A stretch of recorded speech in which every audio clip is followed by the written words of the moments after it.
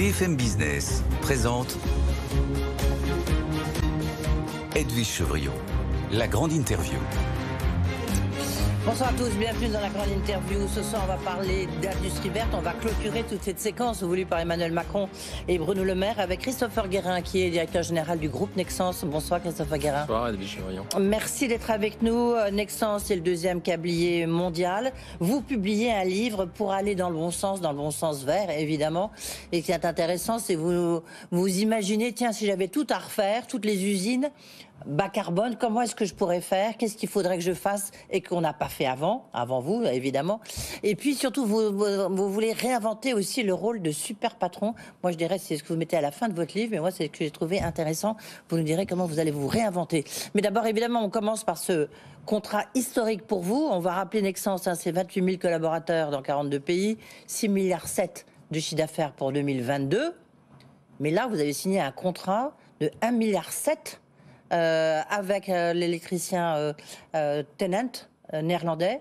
C'est pour rallier des éoliennes en mer du Nord au continent, en Allemagne. C'est un contrat, vous l'avez négocié pendant combien de temps? 1,7 milliard pour vous, c'est gigantesque. Hein. Enfin, pour tout le monde, vous me direz, c'est gigantesque. Oui, c'est historique, puisque notre carnet de commandes, quand j'ai commencé mon mandat en 2018, était d'1,5 milliard. Donc, en une commande, on a fait l'équivalent de ce qu'on avait eu en 3 ans. Donc, ça porte notre carnet de commandes à plus de 5 milliards. Et puis, il y en a d'autres qui arrivent. Et 1,7 milliard, oui, c'est historique. C'est la connexion des fermes éoliennes. C'est un projet qui va alimenter à la fois la Hollande et l'Allemagne, avec des fermes éoliennes qui vont générer en mer l'équivalent de 2 gigawatts, qui est l'équivalent de 2 réacteurs nucléaires. Donc c'est assez impressionnant. Oui, avant, parce que vous signez tout le temps des contrats, évidemment, parce que c'est votre objectif, mais c'était des contrats toujours beaucoup plus petits, en fait, de 400, 300, 500 millions. 1,7 milliard, les autres contrats que vous avez devant vous, ils seront aussi historiques? Non, l'opérateur Tennet a fait un coup formidable parce que en fait, ils ont fait un accord cadre de 6 milliards. Ouais. Donc, ils ont distribué 6 milliards pour verrouiller quelque part les capacités cap qui commencent à être bien remplies. Donc, ils ont verrouillé 6 milliards de cap jusqu'en 2030. Donc, c'est un coup formidable. Aujourd'hui, nos capacités sont pleines jusqu'en 2027. Est-ce que c'est justement lorsqu'on voit ce marché avec le développement des énergies renouvelables, on voit que ce qui est très important, c'est l'électrification. À la limite, c'est comment on relie ces éoliennes au continent. Et vous, c'est c'est votre métier. Mais c'était pas que ça votre métier, parce que vous faisiez des câbles sur tout. Là, vous êtes en train de vous recentrer complètement sur tout ce qui concerne l'électrification. Oui, en fait. Et pourquoi? Parce qu'on revient un peu, on est au démarrage des 30 glorieuses dans l'infrastructure électrique. Ce qui va se passer entre 2020, qui a déjà commencé, et 2040, c'est exactement ce qui s'est passé entre 1950 et 1970. Donc on est en train de basculer les énergies fossiles qui représentent 70% de la génération d'électricité aujourd'hui dans le monde aux énergies renouvelables. Donc c'est des marchés gigantesques qui sont en train de s'ouvrir. On est en train de rebâtir, de renouveler tous les réseaux électriques qui sont vieux de 50 ans en Europe et 48 ans aux États-Unis. Et on est en train d'électrifier notre quotidien avec les véhicules électriques notamment. Donc en fait, oui, on rentre dans une période très faste de l'électrification pendant les 20 prochaines années, d'où le recentrage. J'aime bien cette expression, les 30 glorieuses tout de suite de l'électrification. Ça montre bien effectivement l'enjeu qui est devant vous. Comment est-ce que vous allez y répondre, vous, Nexans ? On investit beaucoup. On est à plus de 350 millions d'investissements par an. Dans quoi? Je veux dire, comment? Expliquez-nous. L'extension d'usines en Norvège. On a doublé la capacité justement pour l'électrification de ces fermes éoliennes en mer. Mais également, l'Europe est en train de bâtir ce qu'on appelle l'Internet de l'énergie. Vous savez, tous ces câbles interconnectés télécoms qu'on a bâtis qu'on a installés pendant des années. On est en train de faire la même chose du côté énergétique pour pouvoir aller capter l'énergie solaire de l'Afrique et du Moyen-Orient et d'aller la ramener en Europe. C'est un peu en concurrence des pipelines de gaz russes. Et puis également, on a investi pour tout ce qui est réseau bâtiment, des câbles résistants au feu, parce que vous savez, il y a un incendie toutes les 2 minutes dans les bâtiments. On a fait un investissement majeur en France, là, récemment, de 40 millions d'euros. Tiens, justement, c'est vous qui me faites penser, on a dû vous poser la question 25 fois, qu'est-ce que vous pensez, vous, de ce câble Nord Stream qui a été coupé, sectionné, qui a ce gazoduc vous pensez, qu'est-ce qui s'est... Qui l'a sectionné? Comment ça sectionne? Est-ce que ça se sectionne facilement d'abord? Alors, Sur les gazoducs, je peux pas répondre. J'ai aucune spécialité dans ce domaine. Par contre, sur les câbles électriques, on intervient régulièrement en réparation parce que souvent les ancres des bateaux, de gros bateaux de pêche, s'amorce au câble, tire le câble et déchire le câble. Donc on intervient pour faire une jonction. Donc oui, on peut sectionner un câble assez facilement. La problématique, il va y avoir une problématique sécuritaire pour l'Europe dans les prochaines années. Pourquoi ? Parce qu'il ne faut plus regarder uniquement l'Europe à travers ses frontières physiques, mais par rapport à ses interconnexions sous-marines qui nous apportent la donnée, qui nous apportent de l'énergie. Est-ce que ce que vous avez fait là en mer du Nord, est-ce que vous le faites en France ? Parce que là, il y a des parcs éoliens, il y a enfin quelques parcs éoliens offshore. Bien sûr. Est-ce que vous êtes dessus ? Bien sûr, on est dessus. On a gagné également le contrat Celtic qui va relier sur 700 km en sous-marin la France avec l'Irlande, un grand projet avec RTE et l'opérateur irlandais. C'est un contrat de 800 millions d'euros qu'on a gagné récemment. Donc oui, on investit beaucoup en France également.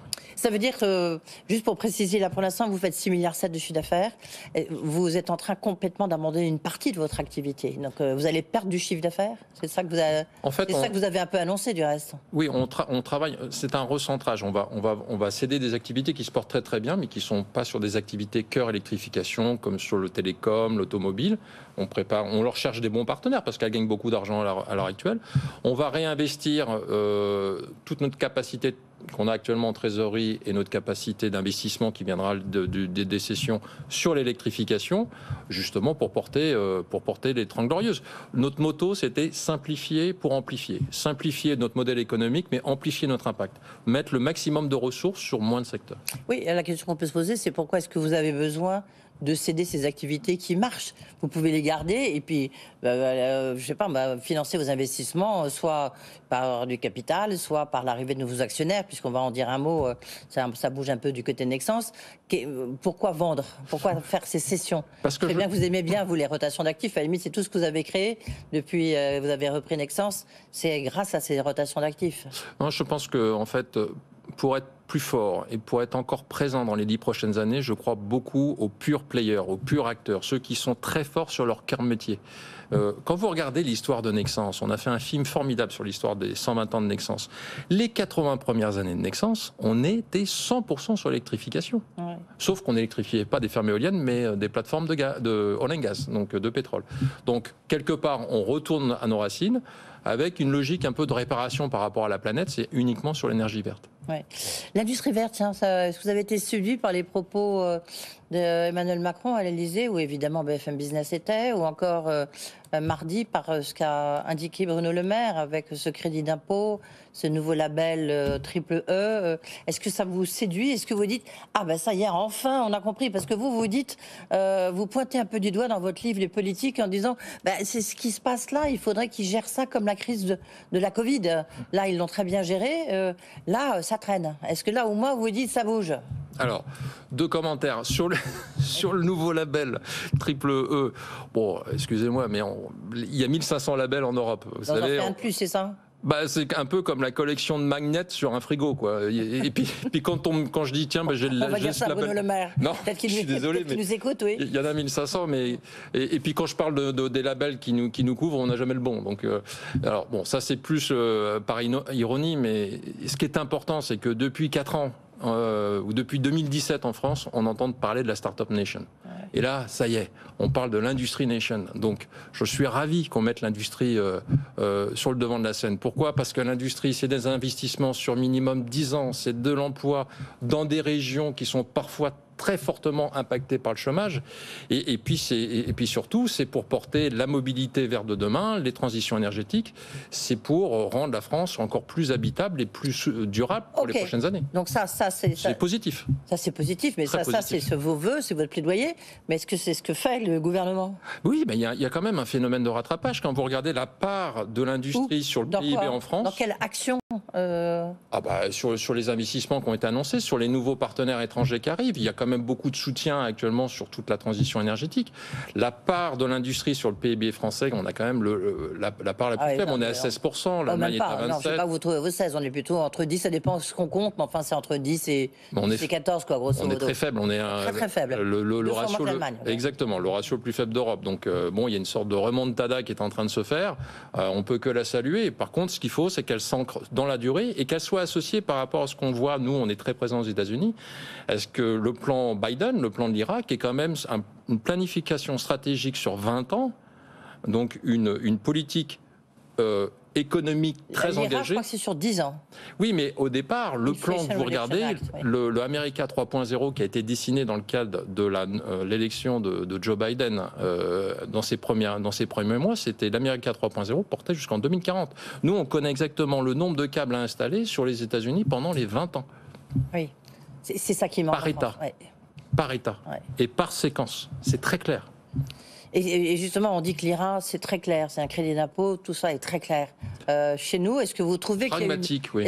Pragmatique, mais est-ce que justement là, est-ce qu'il y a du mieux? Est-ce que vous voyez, vous dites peut mieux faire? Vous voyez, vous signez le carnet de notes du gouvernement sur ces questions. Hein. Je me permettrai pas, mais au moins ça va dans le bon sens. Vous êtes un industriel, vous êtes vraiment l'industrie par excellence.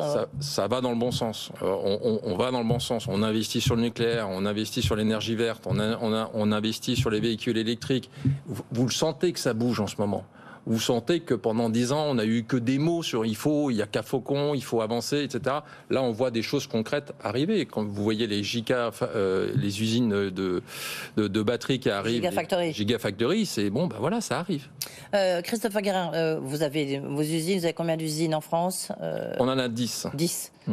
3000 emplois. Est-ce que vous y croyez à cette réindustrialisation de la France? Est-ce que c'est possible ou pas? Bien sûr que j'y crois. Oui. Par contre, je ne me sens pas convaincu, pardon. C'est-à-dire que j'ai un discours un peu comme à mes vendeurs. Oui. C'est bien de prospecter des nouveaux clients, mais faites attention de ne pas perdre les clients actuels. C'est-à-dire que c'est bien de faire venir des fonds étrangers, mais faites attention de ne pas perdre ceux qui sont établis depuis 50 ans.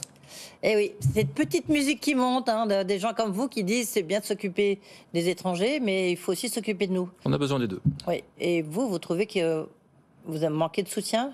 De soutien, non, mais parce que Nexans n'en a pas besoin. Voilà, mais qu'est-ce qu'il faudrait mais je pense que notre tissu industriel a besoin de beaucoup de support. Il y a des comment en infrastructure, en baisse de coûts, baisse des charges Bien sûr, il y a un sujet de fiscalité, il y a un sujet de supporter encore plus fortement les investissements au-delà de 10 ou 15%, comme le font les États-Unis qui montent jusqu'à 40, voire 80%.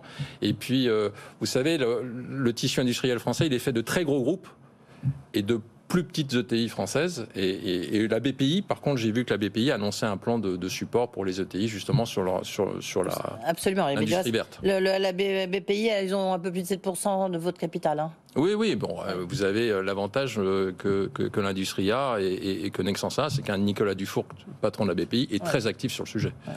Vous avez lancé la première offre bas carbone, notamment de tuyaux que vous fabriquez. Vous avez dit, nous, on va s'y mettre. La transition énergétique, c'est pas que pour nos clients, c'est pour nous aussi. Vous avez visiblement obtenu des résultats, puisque vous avez réussi à réduire vos émissions de gaz à effet de serre de l'ordre de 35 à 50%. Enfin, c'est ce que vous dites. Je ne sais pas si c'est ce qui est vérifié, c'est audité. C'est audité. Comment vous avez réussi et qu'est-ce que vous conseillez? Parce que vous faites aussi des audits auprès de vos clients. Non, en fait, l'histoire, elle est un peu différente. C'est que c'est le Covid. On s'est servi du Covid, on s'est dit c'est une crise qui peut générer une très belle opportunité. Et un peu comme dans le secteur bancaire, c'est ce que j'explique dans le livre, j'essaye de réconcilier ce qui était irréconciliable, notamment la notion de profitabilité avec l'impact environnemental. Chez nous, on n'a pas d'indicateur de croissance. Il n'y a personne qui est incentivé sur la notion de croissance. Donc ce que nous avons fait pendant le Covid, on s'est dit, voilà, on va servir que nos clients dits Platinum pour une question environnementale, économique et de gestion de cash. Parce que le plus dur pour une entreprise aujourd'hui, c'est de gérer la complexité. Et plus vous avez de clients, plus vous avez de produits à manufacturer, plus vous avez des points de livraison, plus vous perdez d'argent. C'est ce que nous avons expliqué. Et qu'est-ce qu'on a fait? On a viré 13 000 clients sur 17 000. On s'est concentré. Viré 13 000 clients. On s'est concentré uniquement sur 4 000 clients. Les 4 000 clients qui sont bons pour notre économie, pour nos résultats financiers et qui sont bons également sur la partie environnementale. Du coup, il y a eu une très faible croissance. Pourquoi ? Parce qu'on a enlevé 15% de chiffre d'affaires de 13 000 clients qu'on a supprimés, qu'on a remplacé à hauteur équivalente en amplifiant notre densité de commande avec les bons clients. Et l'avantage que ça nous a donné, c'est une très forte amélioration des profits et une baisse de notre empreinte carbone de 28%. Ouais. Donc, mais alors, la transition énergétique, vous êtes en plein dedans, donc c'est pour ça que c'est très intéressant de vous recevoir. Cela dit, on voit que en bourse, c'est pas terrible pour votre titre, parce que vous avez dégringolé, parce que les investisseurs se disent où sont les marges, baisse du chiffre d'affaires, enfin bref. Oui, alors déjà, ça a secoué en bourse. Ça a secoué parce que notre actionnaire principal a décidé de vendre 4 millions de titres avec un discount de 10%, donc ça a joué sur le cours. Ouais. Et du Sans coup, vous ça prévenir. C'est des processus hyper compliqués, donc on a été sur le fait accompli. Ouais. Mais bon, ça fait 10 ans qu'ils n'ont rien vendu, donc ce sont des investisseurs comme les autres. Parce que je préfère des investisseurs qui restent chez vous pendant 10 ans qu'un investisseur qui fait un va-et-vient tous les 10 jours. Donc ça a un peu tanké le cours. Non, mais est-ce que c'est pas quand même, parce que vous dites aussi dans votre livre, la transition énergétique, ça a aussi un coût pour l'entreprise. Vous voyez, ça se fait pas comme ça. Ouais, c'est pas juste. Par contre, notre profitabilité continue de s'améliorer. On n'a jamais généré autant de free cash flow que depuis 4 ans. La problématique, c'est qu'on a une très grande volatilité boursière qui pense un trimestre à l'avance, et là on est en train de faire des investissements pour les 10 prochaines années. Alors c'est sûr que c'est pas très synchrone. Ouais, c'est là où être coté, c'est pas forcément terrible quand on veut faire cette transition. C'est plus compliqué, oui. Ouais. C'est plus compliqué quand vous avez des analystes qui vous questionnent parce que leur modèle nécessite de la croissance volumique et vous dites je ne fais plus de la croissance volumique, je travaille la valeur. Regardez, mes ratios de rentabilité, ils s'améliorent. Ils comprennent pas. Les modèles n'ont pas changé depuis 30 ans. Ouais. Donc c'est plus compliqué. Heureusement qu'il y a des investisseurs qui nous comprennent, sinon on serait complètement à la casse. C'est pour ça que le gouvernement sort de la bourse EDF. Il y a peut-être d'autres raisons, vous me direz. Vous dites justement qu'il faut passer du greenwashing, parce qu'il y a quand même beaucoup de com là-dedans, du greenwashing au green acting. Ça j'aimais bien l'expression. Mais alors vous dites, il y a des signes noirs qui nous foncent dessus. Les signes noirs, c'est quoi ? En fait, vous savez, c'est des expressions de Nicolas Taïeb. On connaît bien. Mais lesquelles pour vous ? Tout simplement. En fait, au départ, c'était un livre en interne. C'était pour mes managers, pour qu'ils comprennent que il faut les manager autrement. Autrement, pourquoi ? Parce que maintenant, on est dans un monde en permacrise. Avant, les crises se succédaient, maintenant, elles s'empilent. Crise sanitaire, crise géopolitique. Nous, vous vous souvenez, vous m'avez bien reçu, on a 3000 employés en Ukraine. Il faut gérer une entreprise dans une zone de guerre, c'est compliqué. Donc c'est comme vous dites, économique et social. C'est un monde en permacrise. En crise, alors c'est un oxymore, mais c'est sûr, on est en crise permanente. Alors vous avez un monde qui est en crise permanente. De l'autre côté, vous avez des injonctions paradoxales.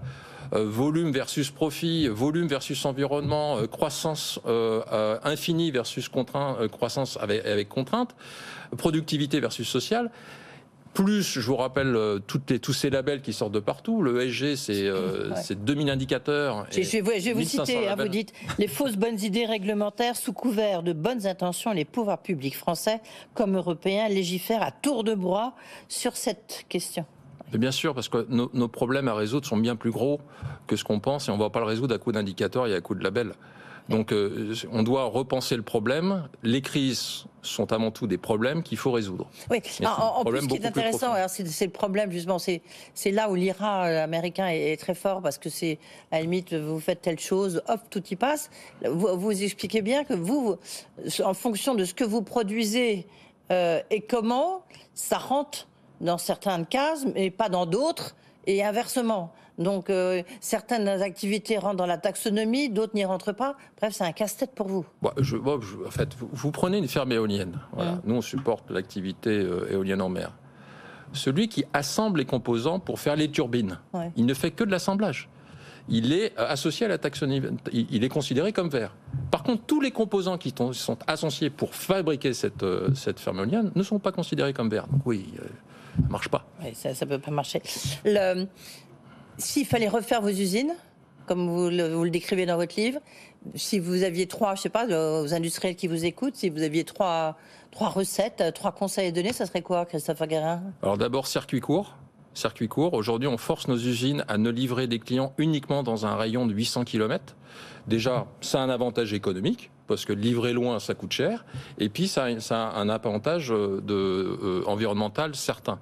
Deuxièmement, attention à la complexité. Il y a 30 ans, on avait des fortes marges qui pouvaient couvrir la complexité. Et là, ce qu'on voit aujourd'hui, c'est que moins de clients, moins de produits à manufacturer, c'est plus de profit. Donc c'est complètement à l'opposé de ce qu'on a entendu comme discours économique depuis 20 ans. Allez chercher du volume pour couvrir vos frais fixes. On est complètement en train de faire l'inverse. Est-ce que vous êtes suivi dans cette sobriété, on va dire. Sobriété, ou comment rebâtir, encore une fois, je vous cite, votre outil de production à tout point de vue, marketing, commercial, tout quoi. Oui, j'ai participé avec la BPI à une petite formation rapide des ETI françaises en disant si la récession arrive et que vous allez courir après le volume, vous allez juste courir à votre perte. Repensez justement votre outil productif avec moins de clients et moins de produits. Et c'est une forme de croissance écologique. Où on essaye, j'aime bien le terme de Jean-Marc Daniel qui dit il faut vaincre ce capitaliste carbonifère. Voilà, c'est un peu ce qu'on cherche à faire. Et il faut des nouveaux indicateurs de performance, de convergence. Les indicateurs, on en a beaucoup, mais non, on en a besoin de moins, mais plus impactants. Donc, par exemple, un client chez nous, on calcule son retour sur capital employé, l'indicateur économique, mais on regarde également ce que ça nous coûte en carbone, donc le retour sur carbone employé du client. Et on essaye de trouver les clients qui matchent les deux. Vous me donnez plein de questions pour mon invité lundi, c'est Stéphane Boujna, le patron de Ronex. Non, mais je lui citerai votre cas, votre exemple, en disant, voilà, il s'y met, il s'y colle, il le fait, mais du coup, évidemment, il se ressent, et on voit les conséquences quand même un petit peu en bourse. Donc, si, c'est une bonne question. Hein. Réinventer le grand patron, comment vous réinventez, Christopher Guérin? Déjà... Vous avez suivi un cursus différent? Non. Je fais des retraites. Un training? Vous avez fait des retraites? C'est pas un cursus, je fais des retraites. J'ai fait des retraites avec Mathieu Ricard, qui nous a dit, on était 10 dirigeants, il nous a dit, écoutez, on n'a plus le temps d'être pessimiste. Exactement, on n'a plus le temps d'être pessimiste, passer à l'action. Donc, qu'est-ce que vous allez faire concrètement pour la société? Petit S et grand S. On a fait une très belle retraite avec Cyril Dion. Alors Cyril, il nous a dit, vous êtes des greenwashers en puissance, donc il nous a dit, envoyez-nous... Cyril Dion, c'est celui, je l'avais reçu, du reste. Il emmène des dirigeants, ou pas forcément, un peu partout. On est parti dans un monastère au-dessus de Chambéry, on n'a pas été très très loin, sauf qu'il nous a dit, vous allez nous envoyer un de vos enfants 2 jours en avance, parce que ce sont vos enfants qui vont vous challenger, votre enfant entre 12 et 18 ans. Donc moi j'ai emmené ma fille, qui m'en veut encore beaucoup parce qu'on était dans un monastère assez glauque avec un crucifix au-dessus du lit, mais c'est elle qui m'a challengé, dit qu'est-ce que tu vas me laisser comme planète d'ici 10 ans en tant que dirigeant d'entreprise. Donc il faut aller chercher des marqueurs surtout. Et un mot, là on n'a plus le temps, mais l'absentéisme, vous dites, c'est quand même un bon critère de la mobilisation de ses salariés, donc il faut vraiment regarder ce critère-là. L'absentéisme court durée est un indicateur de grève en fait. Merci beaucoup Christopher Guérin, je rappelle le titre de votre livre, il y a quand même pas mal de recettes, il y a des schémas que je trouve un peu compliqués, vous voyez, mais en revanche je trouve qu'on voit bien en quoi ça change en fait le management.